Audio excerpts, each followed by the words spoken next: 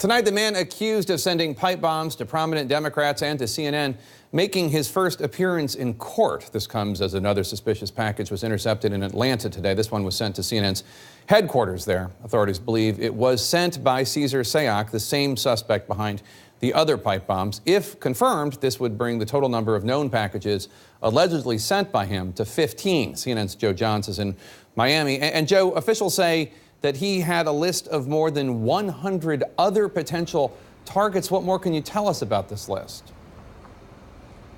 Well, as you know, this is very much about what we know and what we don't know right now, Jake.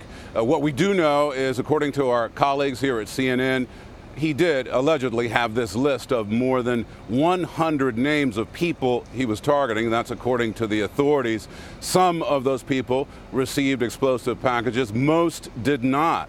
We also know that there were indications of a package that came through the mail from over the weekend that ended up in Atlanta, in the post office, headed for our colleagues at CNN Center there. We also know that he was locked up on Friday, so if this is indeed the perpetrator, and if in fact he did put packages in the mail, then presumably by inference, the package mailing would have ended late Thursday night, early Friday morning. The last question, of course, is whether there are any other packages in the postal system. That right now is something the authorities simply cannot answer, Jay. All right. Thank you so much, Joe Johns. Out front now, Jamie Benjamin and Daniel Aronson, the defense attorneys for the accused bomber, Cesar Sayoc. Jamie, let me start with you. Law enforcement officials telling CNN that your client had a list of more than 100 people to whom he intended to send packages. Is that true? And if so, can you tell us who's on the list? We can't confirm anything like that. All we have to go on is the complaint that originated out of the Southern District of New York, where it alleges the original 13 packages and some evidence that they claim may tie our client to that. So the things that were reported today, the government has not shared with us, and we do not have any knowledge of it whatsoever. Daniel, take a listen to FBI Director Christopher Wray laying out some of the evidence he says against your client. This is just a few days ago. Based on their initial analysis, they uncovered a latent fingerprint from one of the envelopes containing an IED that had been sent to Congresswoman Maxine Waters. We have confirmed this fingerprint is that of Cesar Sayoc.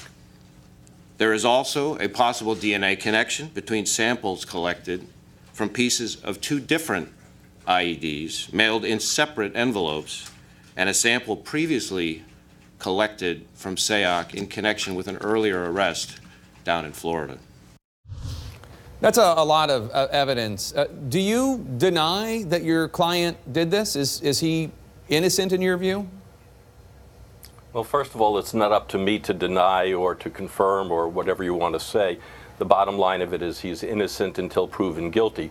But as to the two pieces of evidence that you've referenced, the bottom line of it is in the criminal complaint, there's a footnote at the bottom of it that acknowledges that the fingerprint evidence has not confirmed, and it would certainly not be admissible in a court of law at this stage as far as proof of guilt. And as to the DNA, the word was possible DNA connection. We don't know if the possible DNA connection is 1 in 1,000,000, 1 in 1,000, 1 in 2 people. So as far as we're concerned at this stage, that is kind of flimsy evidence. Well, just to drill down on this for a second, I know we're all innocent until proven guilty. Do you believe at this point, and I know it's way early, but do you believe that your client is ultimately going to plead innocent, not guilty? He's going to plead not guilty at this stage. There's no reason for him to plead any other way. Jamie, 2 law enforcement sources say he was building the pipe bombs in his van. They tell us they found soldering equipment, stamps, envelopes, paper, a printer, and powder inside your client's van. I don't know if you've heard that, been told that, but how do you explain it? We're so preliminary into this case that, first of all, we have not been told that at all. The reports in the media and these things that have floated out there haven't been officially made part of a record or an allegation against Mr. Sayoc. At this point, we're criminal defense attorneys representing a gentleman that's been accused. He, of course, isn't guilty till a jury finds him guilty beyond a reasonable doubt. It's hard to even process what is real and what isn't real when it comes to evidence against him at this stage. It's really less than 2 full business days into the case itself, and we were able to just meet with him briefly through a thick glass panel and a screen that you can't even see the other person on the other side of for a total of less than 15-20 minutes, and that isn't enough time to be able to digest or prepare or to be able to defend a person because we know so little. So it's early on. We're going to do everything in our knowledge and power and expertise to make sure his constitutional rights are protected and make sure the government meets their burden to prove him guilty beyond a reasonable doubt, because at this stage, he's innocent. Daniel, I want to play for you what one of Sayoc's former bosses, the one at New River Pizza and Fresh Kitchen, where he was a delivery driver, told out front. Take a listen. He knew that I was a very strong supporter, very strong lesbian, very proud of my sexuality. But more than once he told me that if he had complete autonomy, I would burn in hell with all the blacks and Jews and Hispanics and everybody else. It was just the white supremacists that were going to rule the world. And unfortunately, he said, Deborah, as much as I like you, you're going to be the first one I burn.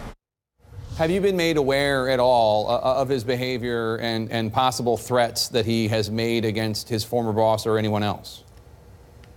Well, first of all, I don't know anything about his former boss. She may be telling the truth. She may not be. There may be some agenda. So this is just somebody making a statement, and I don't know the veracity of that statement. But I will tell you, I've represented him 3 times in the past on minor offenses. Nobody that I've ever represented has been more respectful to me, has treated me with more courtesy, and he knows that I am Jewish. And there has never been anything from him that would be an indication to me that there's any anti-Semitism that he has. I don't know this lady. I have no idea whether what she's saying is true or not. I know my experiences with him have all been one of respect.